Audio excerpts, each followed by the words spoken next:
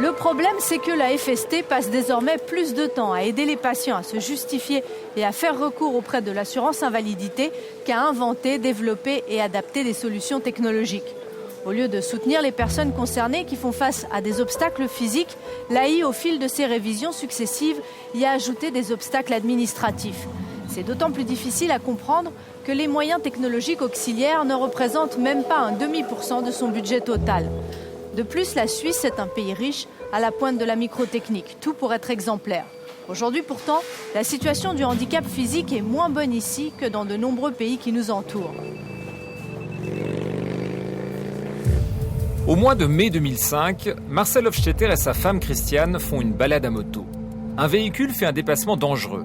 Marcel freine. Il est presque à l'arrêt sur sa piste, mais le chauffard lancé à pleine vitesse lui fonce dessus. J'entends toujours le sifflement des pneus, la fumée, et puis tout d'un coup, un choc.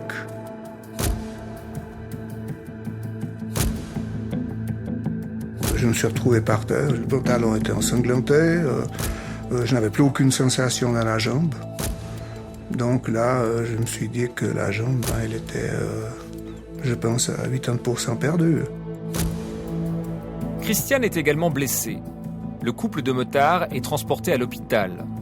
Les chirurgiens ne parviennent pas à sauver la jambe de Marcel et il doit être amputé. Après un long travail de réhabilitation, il a apprivoisé sa nouvelle jambe. Ce matin, il a rendez-vous chez Kern Orthopédie avec Jean-Claude Gabriel, son prothésiste. Alors bon, c'est le moment de la refaire, monsieur Stettler, cette prothèse. Elle commence à venir un peu usée. Un peu. Vous pouvez l'enlever ? Ouais, ok. Avant l'accident, Marcel exerçait le métier de mécanicien de précision. C'est avec un œil expert qu'il s'intéresse aux différents modèles de jambes artificielles qui existent sur le marché. C'est lors de mon séjour à la Suvation, où j'avais des moments libres, j'étais sur Internet et j'ai commencé à regarder un petit peu sur des sites, des forums, et j'ai vu qu'il y avait le SILEG. J'ai dit au prothésiste, je veux ce genou. Marcel Hofstetter mettra toute son énergie pour obtenir ce genou qui contient un microprocesseur et un système hydraulique d'articulation. Cette prothèse intelligente, fabriquée par une entreprise allemande, est une des plus high-tech du marché. Une haute technologie qui évidemment a un coût. Le chauffard responsable des blessures de Marcel étant 100% fautif de l'accident, sa RC a dû payer tous les frais. Mais c'est la SUVA, l'assurance accident obligatoire, qui décide du type de prothèse et d'appareillage qui sera remboursé pour chaque patient. Il faut se battre sans arrêt. On ne nous le donne pas, on ne nous le propose pas. Il faut réclamer, il faut rouscailler, c'est tout le temps, ça n'arrête pas. Quelle que soit l'institution à qui on a affaire, il faut toujours se justifier, il faut toujours... c'est toujours le moins cher, le plus rudimentaire possible qu'on veut nous refiler. Il faut faire des pieds et des mains pour essayer d'en avoir un. Puis là, je ne parle que de cas d'accident. Maladie, c'est encore autre chose. Effectivement, l'assurance maladie, l'assurance accident ou l'assurance invalidité n'appliquent pas toujours la même politique de remboursement. On va changer un peu d'orientation. Marcel a obtenu la dernière technologie après son accident de moto. Mais si l'amputation était due à une maladie, il n'est pas certain qu'il marcherait de cette façon aujourd'hui.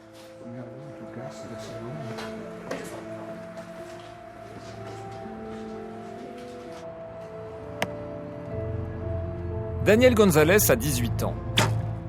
Il y a 3 ans, on lui a diagnostiqué une tumeur osseuse à une jambe. Pour le sauver, il a fallu l'amputer. En réhabilitation, il a pu tester le même genou électronique que Marcel. On est autorisé à l'essayer, donc ils m'ont laissé pendant 1 mois l'essayer.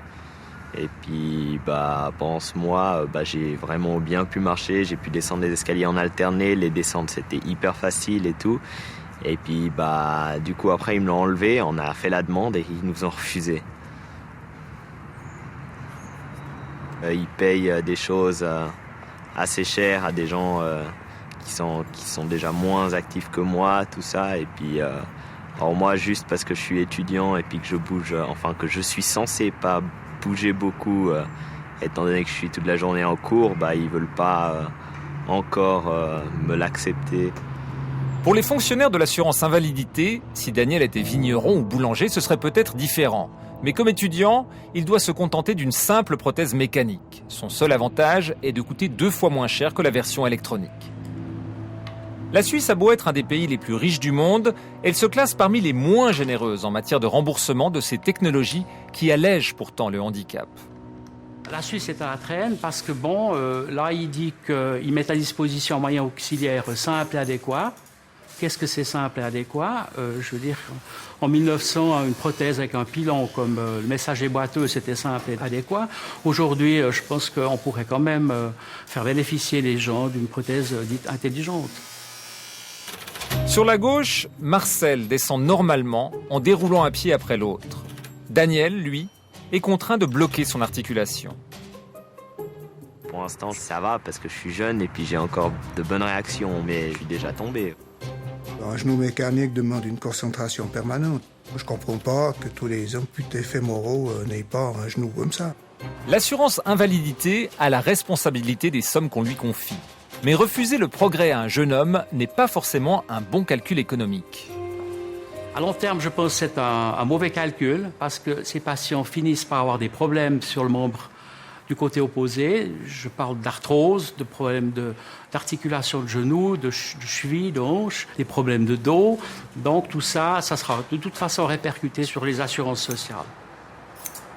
Finalement, les gens qui ont une prothèse intelligente vivent aussi mieux, ils travaillent aussi mieux, ils se déplacent mieux et puis je pense qu'ils s'usent beaucoup moins qu'avec une prothèse mécanique.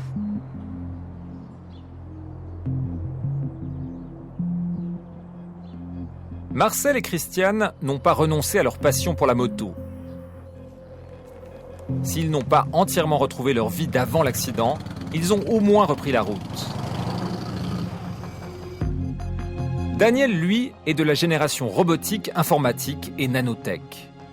Son quotidien est rempli de ces images qui prédisent la fusion entre l'homme et la machine. Des images qui promettent l'avènement de neuroprothèses bioniques aux performances extraordinaires. Par exemple, ces membres artificiels directement connectés au système nerveux du patient ou dirigés par la pensée. J'ai vu des vidéos où la prothèse aide de monter des escaliers. Donc ça, pour l'instant, moi, je ne peux pas faire. Après, il y a aussi à l'EPFL des recherches avec la connexion avec les nerfs et tout ça. Donc ça nous permettrait de sentir bien, que ça soit presque notre jambe. Et ça serait idéal. Pourquoi susciter des espoirs? Pourquoi investir des millions dans ces recherches si c'est pour refuser ensuite le progrès à ceux qui justement peuvent en tirer le plus grand bénéfice? Pour le dire de manière un peu cynique, l'argument de vente, c'est bien sûr la lutte contre le handicap, la lutte contre la maladie. Pratiquement, ces techniques ont un coût énorme. Et on le voit déjà dans notre société, les caisses maladies sont loin de rembourser tous les coûts de la santé, et à un moment, il y a des choix qui sont faits. Et je suis pas sûre, en fonction de la situation actuelle, que ces techniques-là bénéficient en premier lieu aux personnes qui en auraient le plus besoin. On ne pourra sans doute jamais offrir ces exosquelettes à tous les paraplégiques, ni équiper tous les vieillards pour pallier leurs pertes musculaires. Ce serait pourtant idéal. Les plus gros budgets de la recherche sont captés par les militaires. La priorité est d'équiper des soldats qui pourront courir plus vite et porter d'énormes charges dans des zones de conflit inaccessibles. Que pèse le monde du handicap face à l'armée ou à la perspective de créer des humains améliorés ?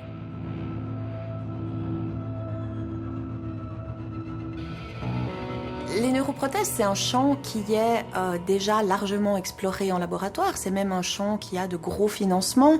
Là, je pense en particulier à des recherches qui sont effectuées en Angleterre, à l'université de Reading, où j'ai passé plusieurs années à étudier le système de valeurs d'un scientifique qui s'appelle Kevin Warwick, qui lui, alors, depuis la fin des années 90, est déjà impliqué dans l'hybridation entre l'humain et la machine, avec un but qui, pour lui, est de transcender la condition humaine. Il n'a pas de handicap, il est, selon les critères de notre société, normal, mais il a envie de devenir plus que ça.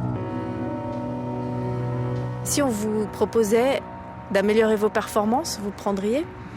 Alors améliorer les performances, ça je sais pas si c'est vraiment une bonne idée. Essayer de récupérer ce qu'on avait, ce qu'on a perdu, ça peut être une bonne idée.